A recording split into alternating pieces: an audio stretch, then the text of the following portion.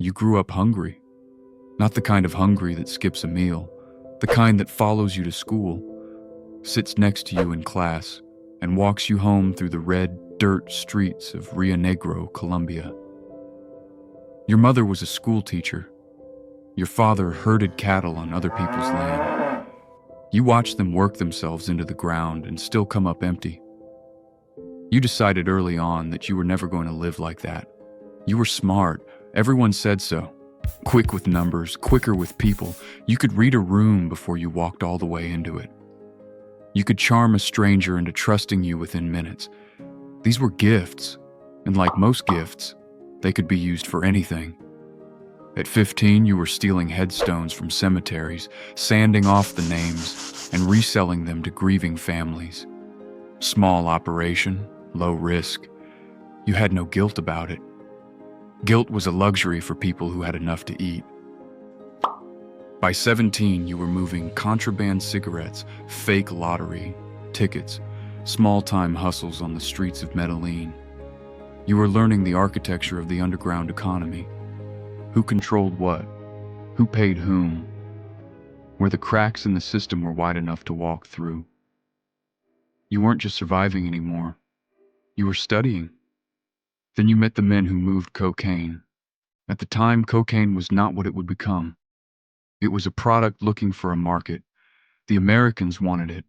The supply chain didn't exist yet. You looked at that gap the way an engineer looks at a river, not as an obstacle, but as an opportunity.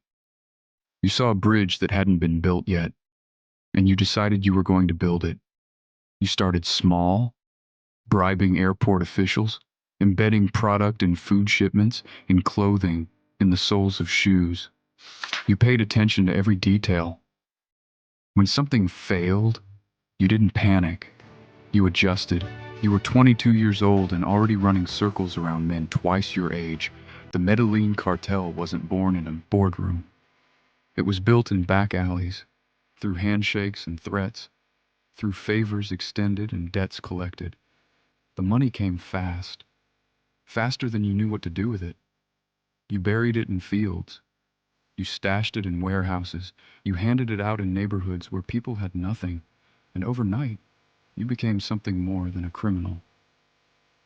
You became a myth. Robin Hood in a tracksuit. The poor kid from Rio Negro who took from the system that had always taken from him. You built soccer fields. You constructed houses for the homeless. You funded churches, schools, community centers. People chanted your name in the streets of Medellin. To them, you were hope wearing a human face. And you believed it. You needed to believe it. Because if you were the hero of the story, then everything you were doing to maintain that story could be justified. But power at that scale doesn't stay clean. It never does. The Colombian government began to notice.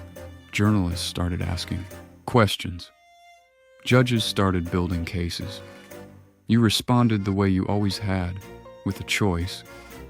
You gave every official, every judge, every politician the same two options. You called it plata o plomo, silver or lead. Take the money or face the consequences. Most took the money, the ones who didn't pay a price that ended careers, families, lives. You told yourself it was necessary. You told yourself you were protecting your people, your family, your empire. You drew lines in your mind between what you were willing to do and what you weren't. But the lines kept moving. They always do. When the US government began pressuring Colombia to extradite drug traffickers, you didn't just fight back. You declared war on the government, on the police, on the state itself. You offered bounties. You orchestrated bombings in public spaces. You targeted officials by name. The country bled. And somewhere along the way, the myth of the generous benefactor began to crack under the weight of what you'd become. You were captured in 1991 and agreed to surrender, but only on your own terms. You negotiated your own prison. La Catedral, you called it. Built to your specifications on a hilltop outside Medellin. Guards you chose, visitors you approved, You continued running your operation from inside.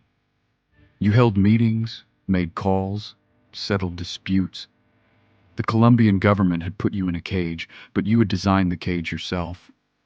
It wasn't prison. It was a penthouse with a fence. Then they tried to move you to a real facility. You walked out before they could, and that's when everything changed. On the run, the myth fully collapsed. The neighborhoods that once cheered for you now lived in terror of the chaos your war had created. The government formed special units specifically to hunt you. A vigilante group called Los Pepes emerged, enemies you had made over the years, now organized, now funded, now coming for everything you loved. They targeted your associates, your lawyers, your family members. They were dismantling your world piece by piece. You were a man who had always been the hunter. Now you were the prey. You moved constantly. Safe houses lasting days, sometimes hours. You communicated by radio, careful to keep transmissions short. You were still trying to be a father, calling your son on his birthday, your voice trembling at the edges. The man who had commanded armies and bought governments was now a fugitive, eating whatever his hosts could spare, sleeping with a gun under whatever served as a pillow.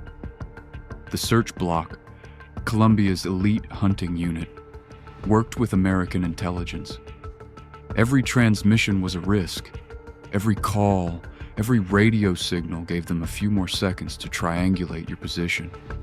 You knew this. You stayed disciplined until the loneliness became unbearable, until the need to hear your family's voice became stronger than your survival instinct. On December 2nd, 1993, you called your son to wish him a happy birthday. The call lasted too long. The next morning, search block units surrounded the house in Los Olivos, a quiet, middle-class neighborhood in Medellin. There was a gunfight, and then there was silence. You were 44 years old. In the aftermath, people argued about what you were. A monster, a martyr, a product of a system designed to create exactly what you became. The poor neighborhoods of Medellin mourned. Thousands came to your funeral. Women wept. Men carried your coffin through the streets. To them, you were still the boy who understood their hunger because he had lived it. But there was another accounting, quieter and just as real. The judges who had been assassinated, the journalists who never came home, the police officers killed for doing their jobs, the civilians caught in bombings meant for someone else, the families who never got answers, the country that spent years trying to heal from a war one man had largely engineered. The wealth you accumulated, estimates range into the billions, rotted in the ground, eaten by rats in warehouses, lost to time in fields no one could find. Some of it was seized. Most of it was simply gone. All that risk, all that violence, all that sacrifice, and the money outlasted your ability to spend it by about 15 minutes. Your family fled Colombia in disgrace, changed their names, moved between countries. Your son grew up carrying a surname that could get him killed in half the world. He spent decades trying to reconcile the father who read to him at night with the man the rest of the world knew. He eventually changed his name entirely, started over, became someone else. That is the inheritance you left. There is a version of this story that gets told in documentaries and dramatized series where the violence becomes spectacle, where the power becomes fantasy, where the life looks like something to want. That version is a lie dressed up in good cinematography. The real story ends in a safe house in Medellin. It ends with a man on the run from everyone. It ends with a birthday phone call that lasted too long. It ends with the realization, too late to matter, that you had built your empire on a foundation that was always going to collapse. Because empires built on fear don't inspire loyalty.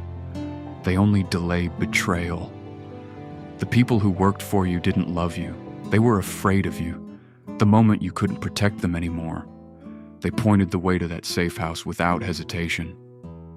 You were betrayed by the same equation you had used to run everything. Plata o plomo, silver or lead. Except at the end, you had no silver left to offer. Here is what the story of Pablo Escobar actually teaches, stripped of the mythology. Power taken through fear is borrowed time. Wealth built on destruction cannot survive the thing it destroys.